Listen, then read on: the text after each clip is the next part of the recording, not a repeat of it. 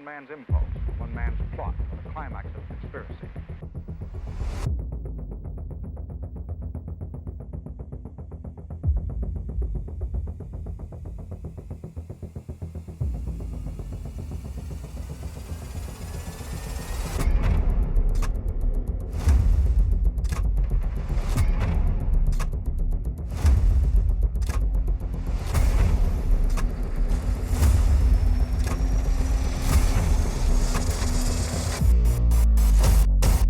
By the military-industrial complex.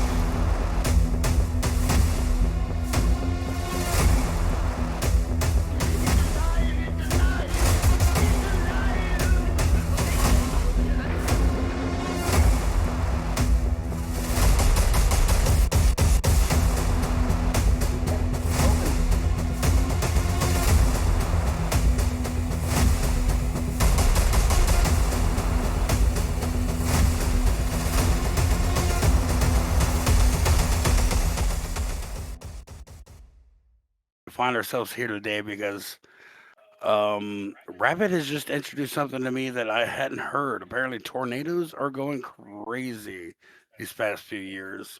And this upcoming El Nino storm, let's go ahead and get into the topic of weather. What have you been looking into, Rabbit? Cow. I gotta go, Julia. We got cows.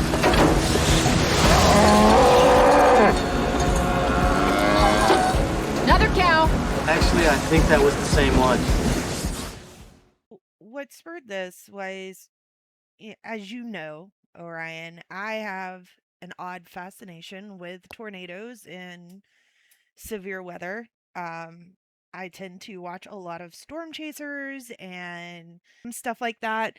So I started doing some research into some of the most historical tornado events within the US, particularly ones that didn't necessarily behave like they were supposed to, or what people would traditionally think a tornado would act like.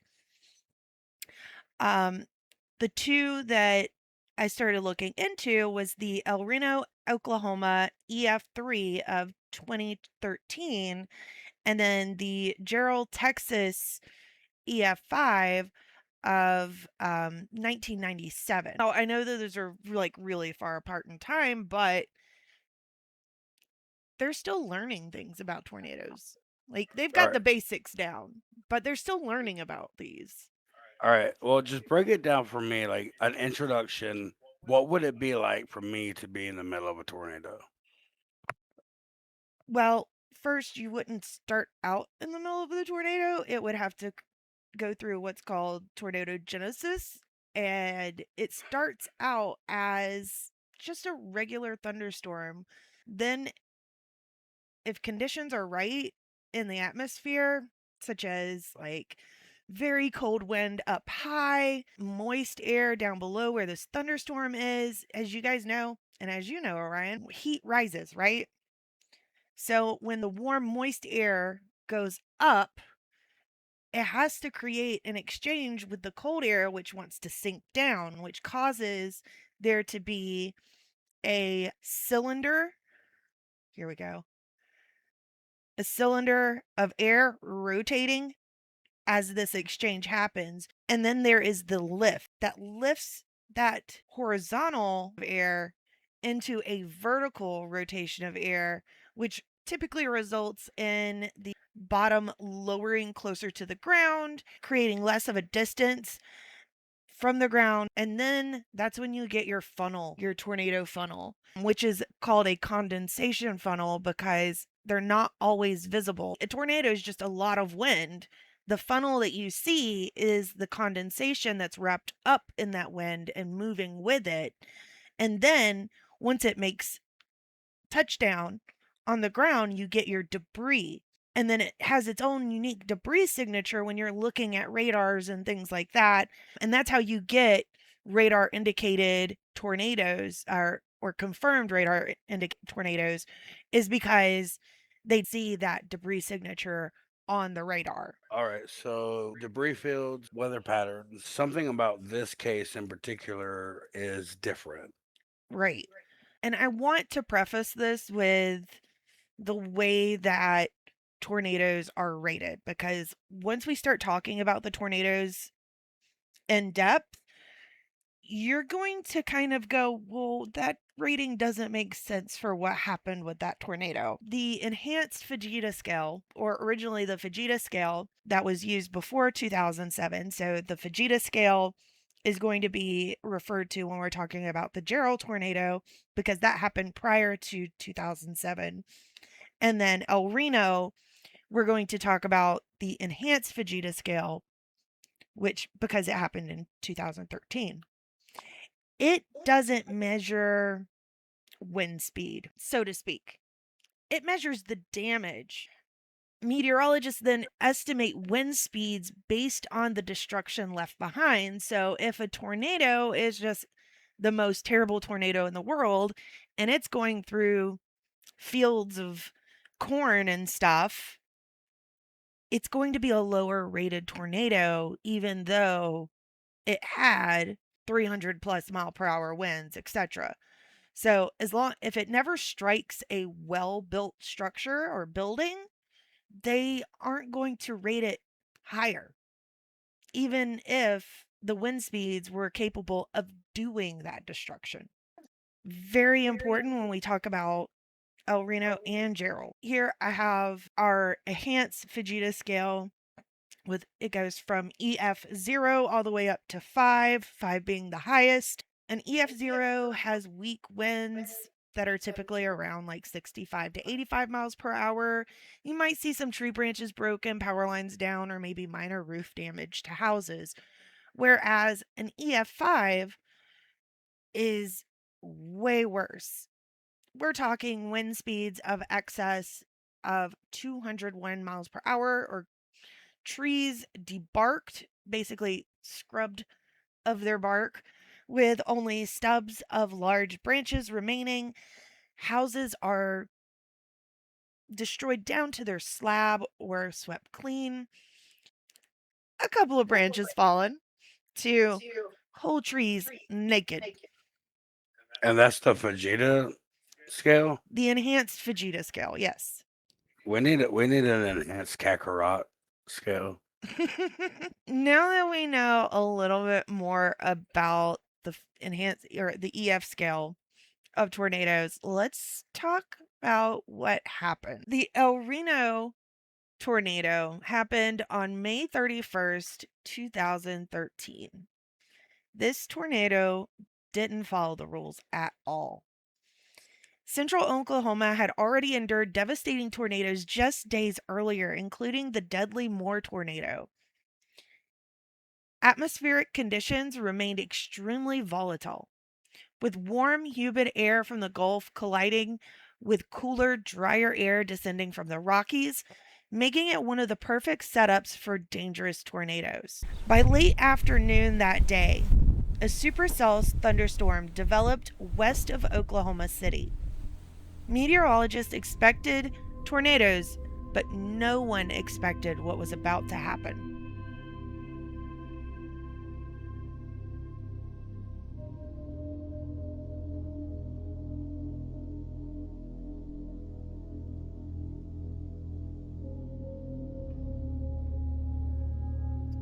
So, at first, the El Reno tornado looked very ordinary. Its tornado genesis was very standard.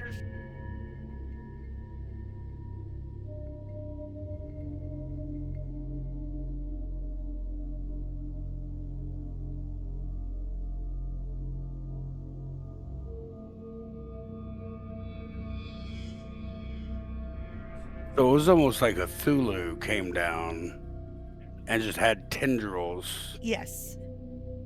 tendrils of activity on the Midwest.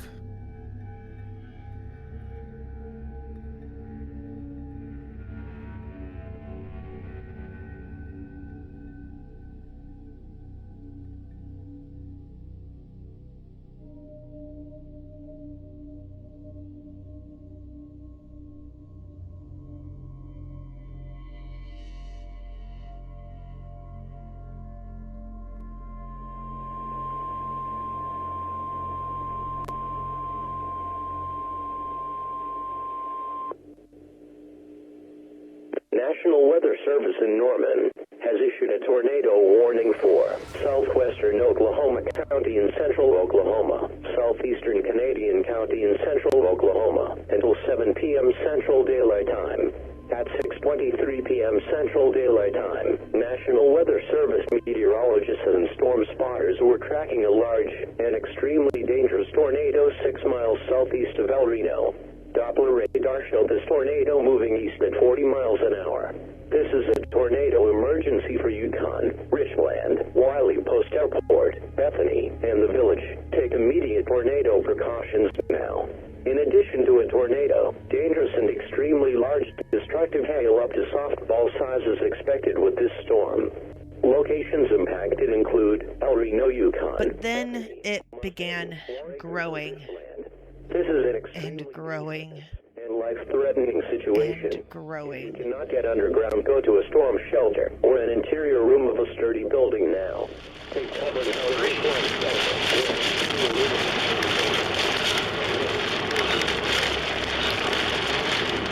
Where is it? I can't see it. From a tornado.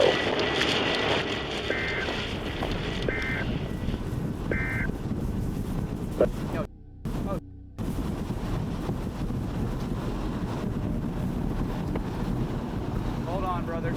Hold on. Everybody jump, go, go, go. Just keep going if you can. Keep going if you can. Everybody jump down. Everybody jump down.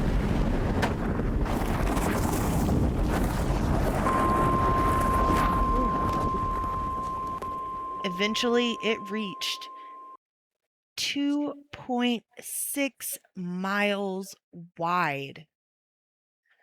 Pretty big. Yeah, it's actually the largest recorded or widest recorded tornado in documented history. Yeah, that's Super Saiyan. Yeah. And like if you were to stand on one edge of the tornado and I were standing on the opposite side, there would be multiple Empire State Buildings between us. That's how wide this tornado was. Yeah, over 2 miles. I mean, I get it. That's pretty wide. That's reaching out, touching somebody. How does it hold the storm wall that long? Were there any factors behind that why this storm was bigger than normal or not? Not really, other than this atmosphere it set up that happened that day. So you look, where did I put that image? Yeah, this one right here.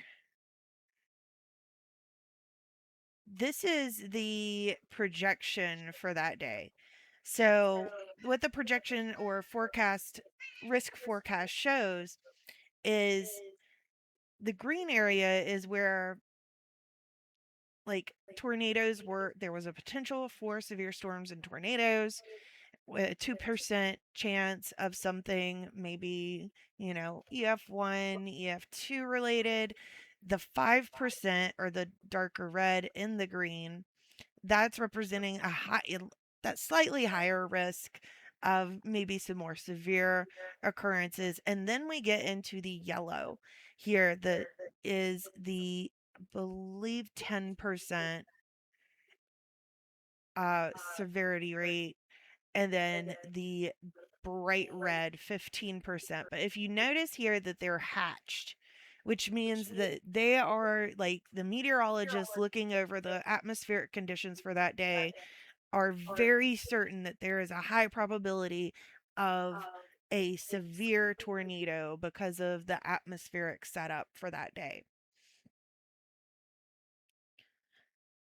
'Cause I know you've Yeah. been looking at this at this Well, on without my screen without for a loo- while. without looking at the actual rest of the radar data, what it kind of looks like is maybe there was a tropical storm coming in from the Atlantic, See, and and it that's circles counterclockwise, and the jet stream came in, it. and it looks like the jet stream and the tropical storm hit each other in just the right way to line that up to be devastating,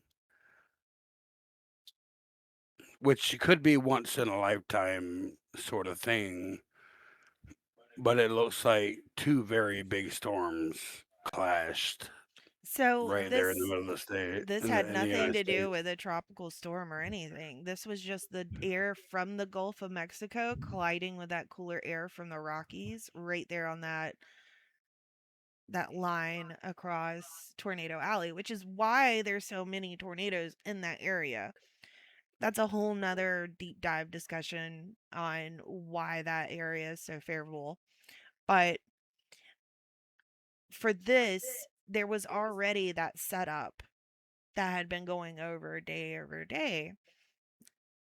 One of the reasons that El Reno was so dangerous was because it wasn't simply one rotating funnel. Inside the main circulation and the mesocyclone, which is the basically shaft of the supercell that goes up high, the Right. whole thing rotates. The mesocyclone, and then the The tornado jumps cell down. was spinning. The cell was spinning, and then that created, the El Reno tornado became one main circulation with multiple subvortices. So that means it was a spinning carousel of tornadoes. Some of them even acted independently as satellites, and storm chasers didn't realize that that was going on as they were chasing this tornado, which put them in a lot of danger. So when you're looking at this, you notice how one will touch down and it'll look like it rotates out, and then another one will touch down and it looks like it rotates out. Yeah, that was chaotic. So within this whole circulation, there were multiple vortices that were touching down, and some people trying to escape what looked like the tornado sometimes unknowingly drove directly into one of these smaller but even more violent circulations within the storm. Imagine getting, you know, being in your vehicle, seeing what you see, like what you determine as like one normal tornado. You try to drive the opposite direction to get out of its way, and you drive right into one of these smaller, Is faster is tornadoes. is this the same phenomenon that they call microbursts, No, or is this different? this is different. Okay. So these invisible tornadoes within this whole group was perhaps the most unsettling feature, because you couldn't see these rotations, these subvortices that were going on. They were invisible? They were invisible because they did not have a condensation funnel, and the condensation funnel that you could see was the only part, did not represent the only part of the tornado. The actual circulation extended miles beyond what people could see. It was heavily rain wrapped around the storm, hiding much of its true size. And that's something that people don't understand a lot of times with tornadoes, is that it goes far beyond what you can visibly see. Just because you can see the funnel doesn't mean that that is exactly where that tornado is. It could expand out miles from the circumference of it and engulf you without you even realizing it, thinking that you're in a safe spot. Yeah, I think I understand, like, just because you see the air coming out of the balloon over there doesn't mean that's where the balloon's gonna pop. Right. The entire area is in danger. Exactly. And then with the limited visibility with the heavy rain, storm chasers later described driving into tornado force winds while believing they were still outside of the tornado. And this actually caused the death of several storm chasers that day. In addition to the limited visibility of where the tornado actually was, it also behaved in a strange way towards the end of its life. So looking at our information here, I wish there was a way I can make this larger. I can kind of see the scale of it. I mean, So the tornado Sure. started here, and within minutes, so it was, hold on, yeah. It started at 6:04 p.m. Central Time. By 6:26, it had started going northwest. Then it kind of did a weird loop and came back down to the south, went back up north a bit, and then hooked back to the southeast, which is very odd. Normally, you see tornadoes occlude, which is the end of their life whenever they kind of pull back up and everything. and And this they is go northeast. They hook upwards instead of southwards. and of course, this is how many hours did it take from A to B, from This beginning to end? this tornado was on the ground from 6:04 p.m. Central Time to 6:42 p.m. Central Time. So it did not take a A long little time at over all. half an hour Mhm. to make its way across there. And normally they will whip because you got to think of the curvature of the earth, the rotation of the earth, the natural current. But this one still broke pattern. Right. I would have to think that is probably the jet stream doing that, or maybe that area north was way hotter. Honestly, like it does kind of look like there's a city right there Yeah, that it that's just El happened to Reno. skip around. Maybe the amount of concrete and asphalt in El Reno created enough heat to dodge it. I do believe that our cities are affecting the weather Well, because there's so much concrete, there's so much asphalt, there's no water soaking into the ground. Our cities are literally changing the way our weather moves around us. Like coral reefs change ocean currents. cities don't stop tornadoes. That's actually that's a myth. When it comes to tornadoes, a lot of people think that tornadoes dodge cities. It I would Yeah, say it's complicated. it is complicated, but it's not a factor a tornado takes into account because it's not that hot heat from all of that concrete that you were talking about would just feed it more because it's gonna rise even faster within that circulation and stuff once it hits that area. But because of the odd behavior of this tornado towards the end of its life cycle there, many storm chasers got caught in its path because it didn't do what it was supposed to do, what they thought it was supposed to do. And they ended up thinking that they were going north out of its way and got caught up in that path and killed, um which is sad, you know. God bless their souls. Veteran Did we lose a lot of people? we did we lost veteran research Tim uh Samaras, his son Paul, and fellow meteorologist Carl Young. They were conducting Wait, scientific research for Twistex at the time. Carl Young. Hmm. All right, go ahead. Meteorologist, not the same Carl Young. I I was about to say I think we lost him a long time ago, but go ahead.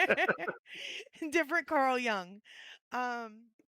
They had decades of experience, but because El Reno suddenly changed direction like that, its circulation expanded.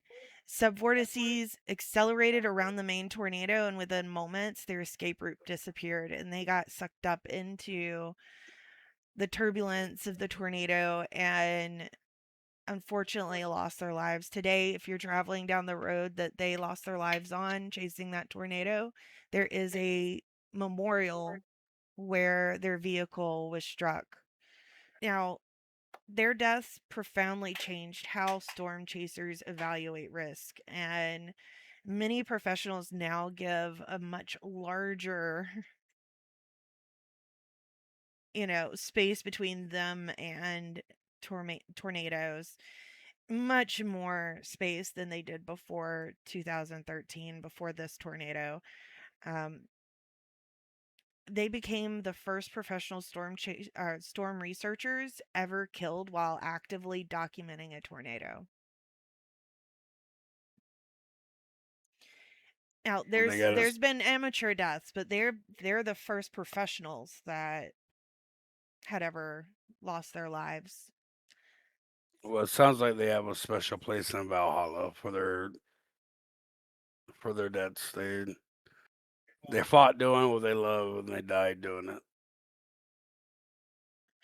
I agree with that. Yeah, and they hold a special place in my heart since I've been, following storm chasers since I was little. It it really did shake the whole community, that loss did. I that's that pretty much sums up El Reno. The El Reno tornado, though, biggest takeaways from this is it was the widest tornado in documented history, and it did not behave the way that it was supposed to, with the subvortices and its path and its sudden change of direction that It came was out of nowhere. it was more Cthulhu than Storm. Right. And growing up in the Bible Belt, things like that, I'm just gonna call back to something my dad used to say. It would be like, "Oh yeah," he would refer to tornadoes as being like almost sentient. Seemed like they move with some they move with character based on the landscape. It'll pass this Mhm. house, it'll destroy that house, it'll move on and so forth. It does look like something that obviously it comes from the heavens and it reaches down and touches the earth. And for humans, that's always been a very important thing. It's why we stargaze. It's why we do astronomy, astrology, all these other paths. Anytime the sky reaches down and touches us, it is important. And a tornado is probably the second, third most important thing. I would say hurricanes and meteors are on the same level of we're not ready. There's nothing we can do to deal with that. Right. And that calls back to something I said in the South Carolina boom episode, where we just, as humans, try to give whatever explanation we can to for the reasoning behind why certain things happen in nature. But while the El Reno tornado was devastating, um, and as wide as it was, it only received an EF3 rating because if it had gone through the town of El Reno, that If it did more property if it had done damage, more property damage, I'm guarantee that that's it crazy. would have been an EF5. That's crazy. Like, it's the fact that it didn't cost the insurance company money. We'll downgrade it. Yeah, because a lot of it was over open fields and stuff, and you know, we're I'm thankful that it did not hit a highly populated area. It could have been much worse. That's all. And and surely that's not the only example of weather being weird. Oh no, not at all. So let's rewind about 16 years before El Reno. on May 27th of 1997 in Jarrell, Texas. All right, a little prepubescence. Let's go for it. Now, unlike El Reno, Jarrell formed in an environment that wasn't considered ideal for violent tornadoes at all. Wind patterns were actually weaker than meteorologists usually expect, yet somehow the atmosphere produced one of the most violent tornadoes ever documented. No shit. So there was no setup, there was no perfect conditions like El Reno, Just out of nowhere. just out of nowhere. God gave somebody the finger. Yeah, according to my father. um so what really was strange about the Jarrell, Texas tornado was that most tornadoes move northeast. Jarrell moved southwest. It went the opposite. And it nearly stood still. Now, early on in its life, it was very small, little stovepipe looking thing. It was kind of wispy. It didn't look like it was going to do anything. And then all of a sudden, it slowed down dramatically and nearly stood still while it increased in speeds.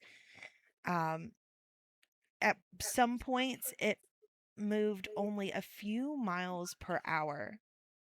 For residents, that meant something terrifying. I mean, I don't know which one's worse. Instead of being hit for a few seconds, structures endured extreme winds for several minutes. And that's not even the most devastating part of this tornado. In its life, it started out as this little puny tornado, didn't look like much, and then when it slowed down, it started going over a community, a subdivision, much like the one that we live near. And with that, it came into the Double Creek Estates. What happened there remains almost unimaginable.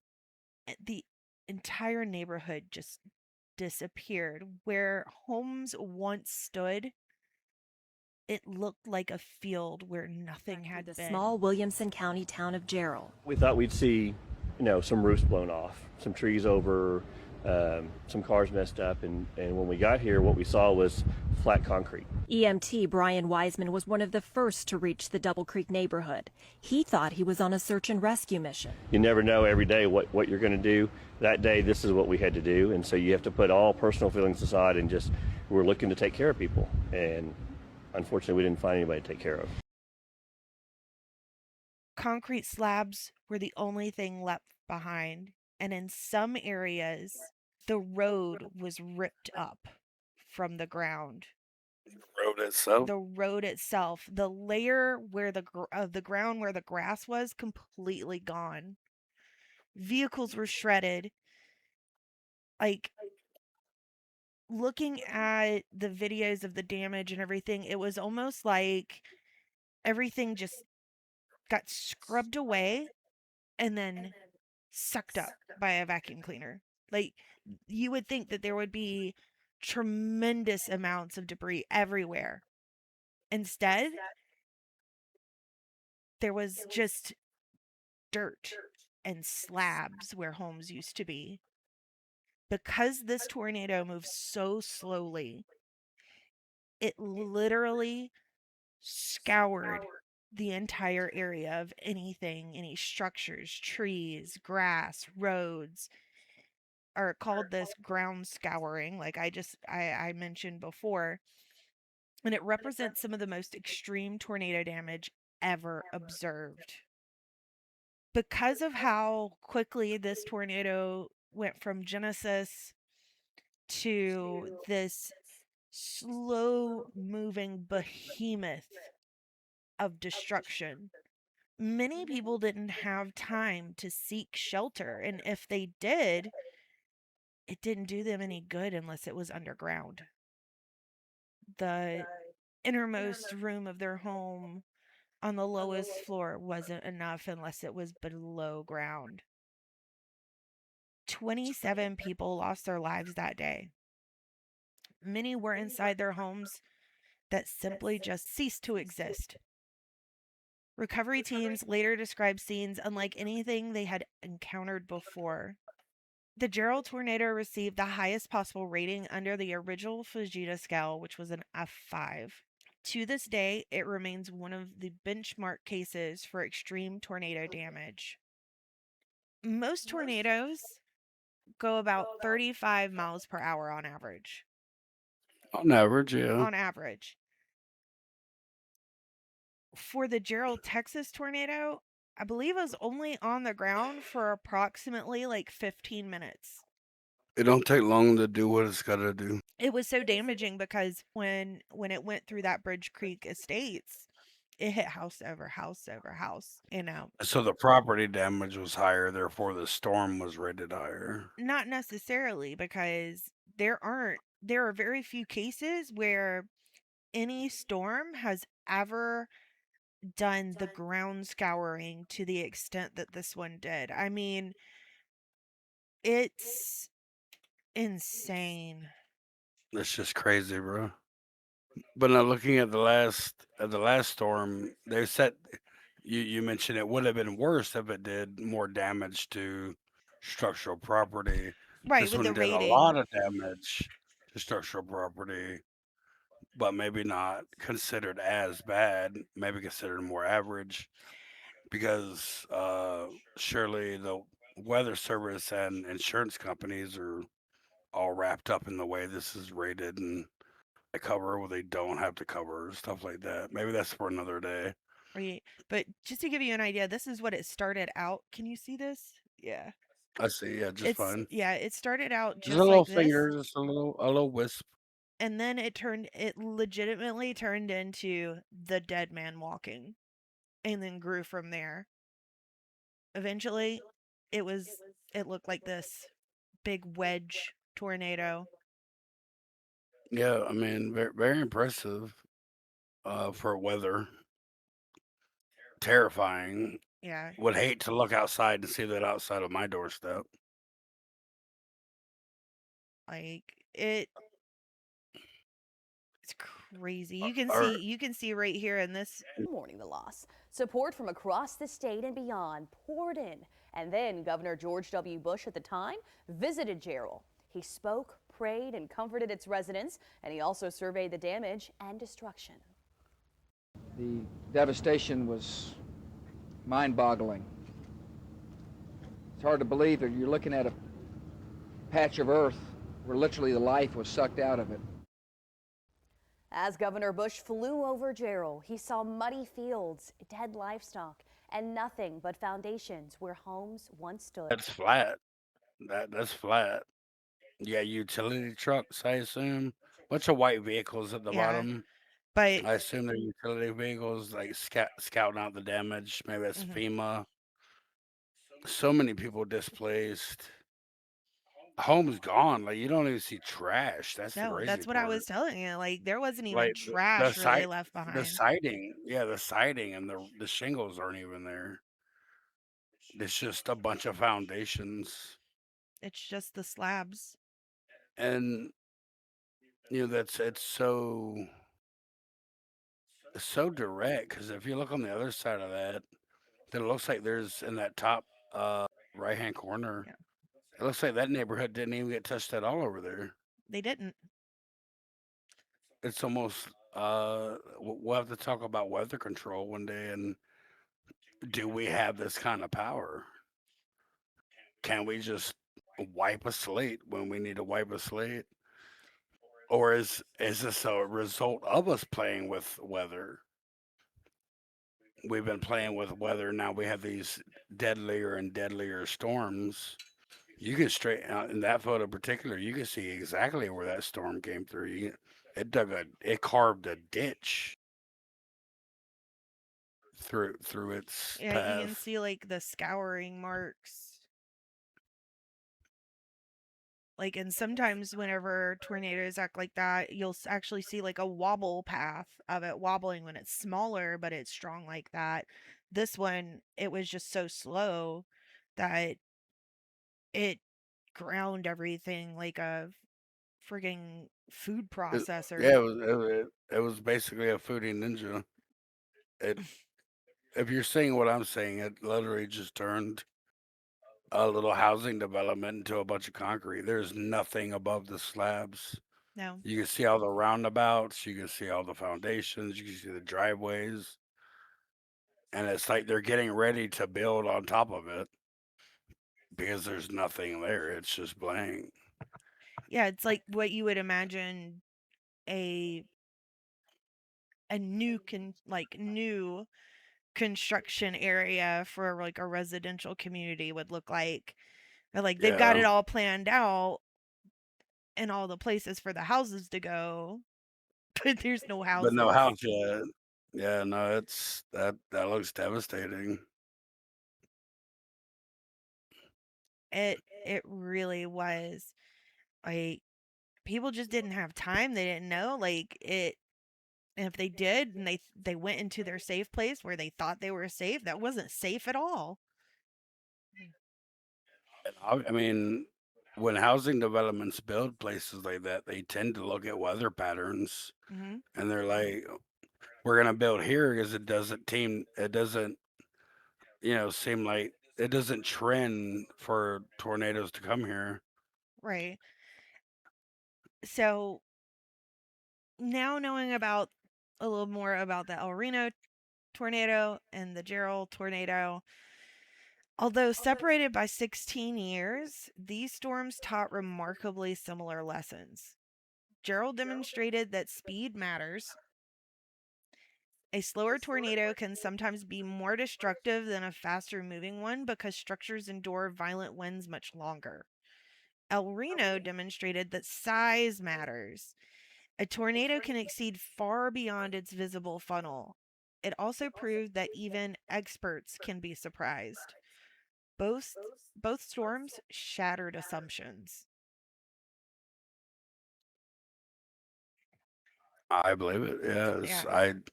when I think of tornadoes, I see the normal damage. It doesn't seem that bad, but those are two very extreme cases with the way climate's changing and the things the planet are going through.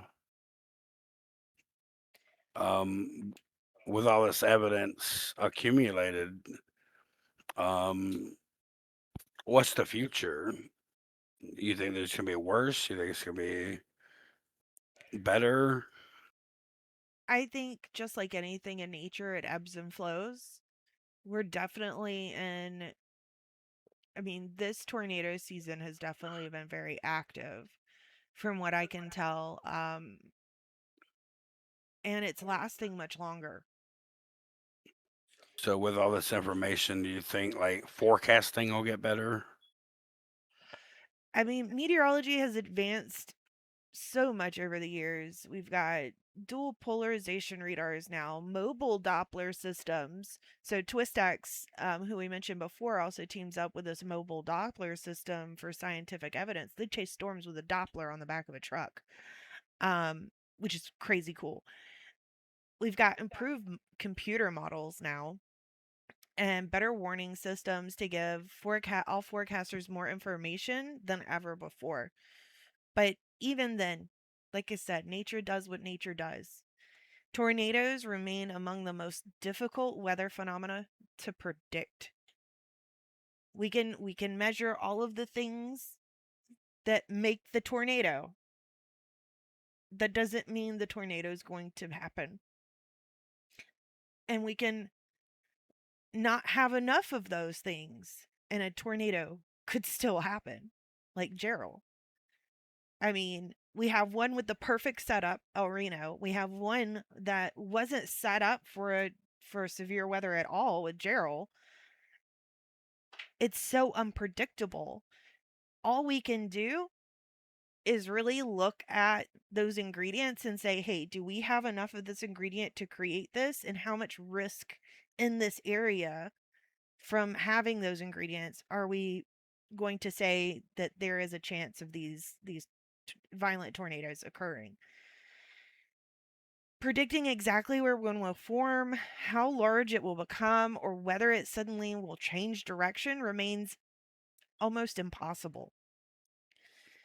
Nature still has a way of reminding us who's really in charge.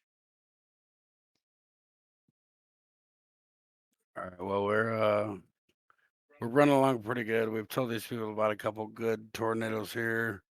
Got a lot of bad weather ahead of us. It's springtime here in the south.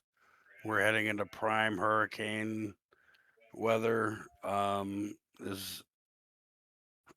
Is there anything you'd like to say to wrap this up? Yeah, just to kind of put a pretty bow on everything, like I always like to do. You know, we definitely looked at two very similar but different monsters in the tornado world. Both with very different lessons. Together they changed meteorology forever. And if there's one lesson that we could take away, it's this. When tornado warnings are issued, don't judge the danger by what you can see. If you need to go to your safe place, take shelter. Don't don't dismiss it, because it could end up being something that changes your life immensely. Because the atmospheric capability of creating storms is far stranger and far more powerful than most of us can even imagine. Now, if you enjoyed today's episode of Project Complicated, be sure to subscribe wherever you get your podcast and on YouTube. If there's a mysterious event, historical mystery, conspiracy theory, scientific phenomena, or unexplained story you'd like us to cover, leave it in the comments. Let us know what you think would have been scarier, El Reno or Jarrell. Until next time, I want you guys to stay curious.